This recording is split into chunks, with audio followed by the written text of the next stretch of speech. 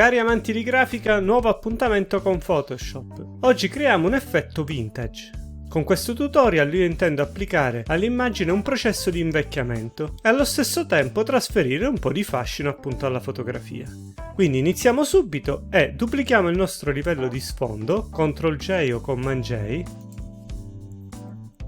e applichiamo un filtro al nostro livello duplicato. Quindi filtro, effetto pixel, effetto punti. Perfetto. Facciamo attenzione a mettere il colore nero in primo piano e il colore bianco nello sfondo. Come vedete, questi punti che ritroviamo qui sono di colore bianco. Se avessi avuto il nero come sfondo sarebbero stati neri, per noi è importante che siano bianchi. Lasciamo a 3, che è la dimensione di cella minima, e confermiamo. Applichiamo un altro filtro, filtro, sfocatura, sfocatura selezione e applichiamo il raggio minimo 1.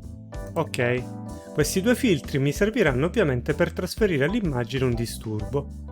Applichiamo il terzo filtro che mi servirà ovviamente per applicare una vignettatura e andiamo appunto su filtro, correzione obiettivo, personale e alla voce vignettatura mettiamo il fattore a -100. Come possiamo vedere, agli angoli si forma la vignettatura. Confermiamo e modifichiamo il metodo di fusione in sovrapponi. Adesso che abbiamo creato il nostro disturbo, applichiamo un'altra tecnica.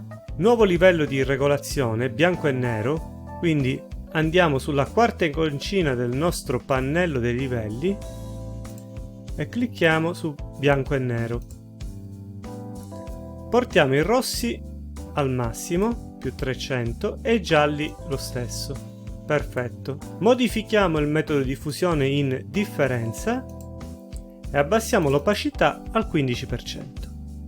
Come possiamo vedere, prima, dopo, abbiamo smorzato i contrasti. Adesso possiamo applicare una texture. Questo ci darà un effetto ancora più di invecchiamento. Quindi prendiamo la nostra texture, metterò il link per poterla scaricare, quindi clicchiamo con lo strumento sposta e trasciniamola nella nostra area di lavoro, nel nostro pannello. Ok, CTRL T o Command T, riduciamo lo zoom, facciamo un po' di zoom out e adattiamo alla nostra immagine.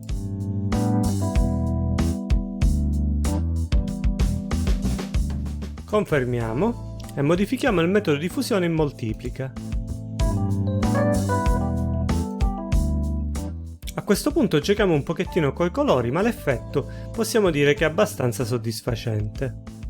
Quindi a questo punto andiamo ad applicare un nuovo livello di regolazione.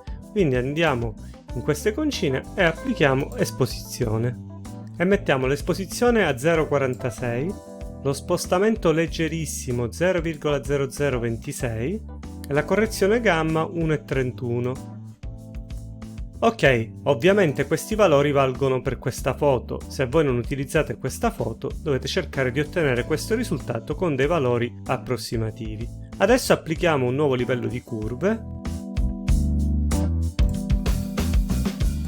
e cerchiamo di aumentare poco poco il contrasto, quindi clicchiamo qua e applichiamo un punto e poi qua ne applichiamo un altro.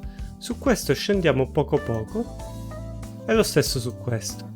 Infine, se vogliamo dare un effetto un po' più di risalto al nostro soggetto, prendiamo un pennello, opacità 100%, quindi creiamo un nuovo livello, bianco come colore in primo piano, quindi con una punta molto grossa pennelliamo attorno alla mia modella.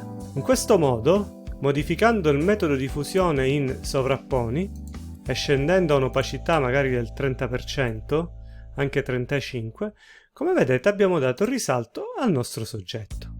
Se vi piacciono questi contenuti, seguite la mia pagina, mettete un like e non perdete i prossimi appuntamenti. Ci vediamo al prossimo tutorial.